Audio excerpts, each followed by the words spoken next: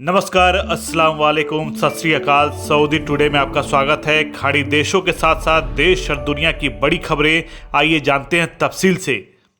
Saudi अरब के crown Prince Mohammad बिन सलमान की surgery हुई है। सर्जरी के द्वारा क्राउन प्रिंस मोहम्मद बिन सलमान के अपेंडिक्स को हटा दिया गया है। इस सर्जरी के बाद से प्रिंस मोहम्मद बिन सलमान की हालत काफ़ी बेहतर है। सऊदी अरब रॉयल कोर्ट ने इसकी जानकारी दी है। सऊदी प्रेस एजेंसी द्वारा दिए गए एक बयान में रॉयल कोर्ट ने कहा है कि क्राउन प्रिंस की रियाद के किंग फैजल अस्पताल में सर्जरी हुई, जिसके बाद से प्रिंस मोहम्मद बिन सलमान की हालत काफ़ी बेहतर है। सऊदी अरब की हेल्थ मिनिस्ट्री ने कोरोना संक्रमित मरीजों का आंकड़ा जारी किया है, जिसके मुताबिक बीते 24 घंटे में कोरोना के 356 नए मामले दर्ज किए गए हैं। इसके साथ ही इस महामारी से 5 और लोगों की मौत हुई है। इसके साथ ही 308 मरीज कोरोना से पूरी तरह रिकवर हो गए हैं। आंकड़ों के मुताबिक रियाद क्षेत्र में 180 नए मामलों के साथ सबसे अधिक संक्रमण दर्ज किए गए हैं। इसके बाद पूर्वी क्षेत्र में 80 और मक्का क्षेत्र में 37 नए संक्रमण मिले हैं।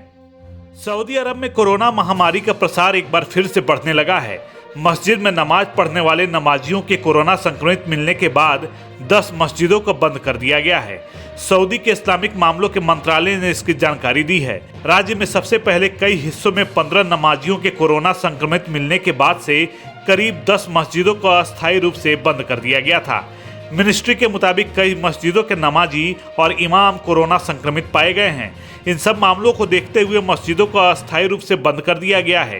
ये मस्जिदें जीजान, रियाद, मक्का, असीर, मदीना और पूर्वी प्रांत में हैं।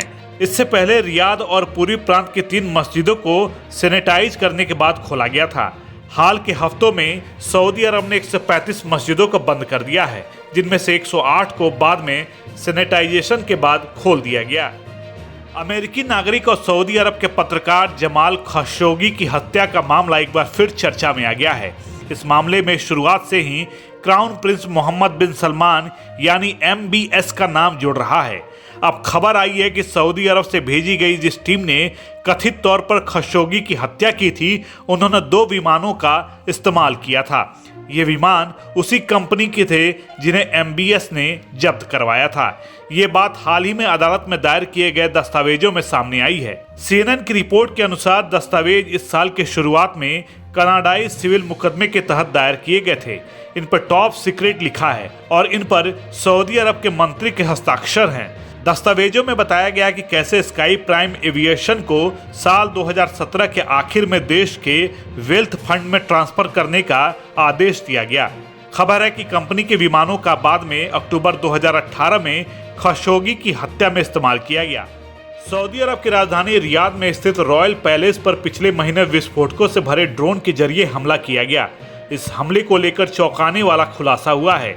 दरअसल इस ड्रोन को इराक के भीतर से दागा गया था। बगदाद में ईरान समर्थित मिलिशिया के एक वरिष्ठ अधिकारी और एक अमेरिकी अधिकारी ने इसकी जानकारी दी है। समाचार एजेंसी एसोसिएटेड प्रेस से बातचीत करते हुए मिलिशिया के अधिकारी ने कहा कि ईरान समर्थित एक अज्ञात धड़े ने इराक के इराकी सऊदी सीमा से 3 ड्रोन्स को लॉन्च किया। ये ड्रोन्स 23 जनवरी को रियाद में रॉयल कॉम्प्लेक्स में जाकर क्रैश हो गए। इससे क्षेत्रीय तनाव पैदा हो गया था।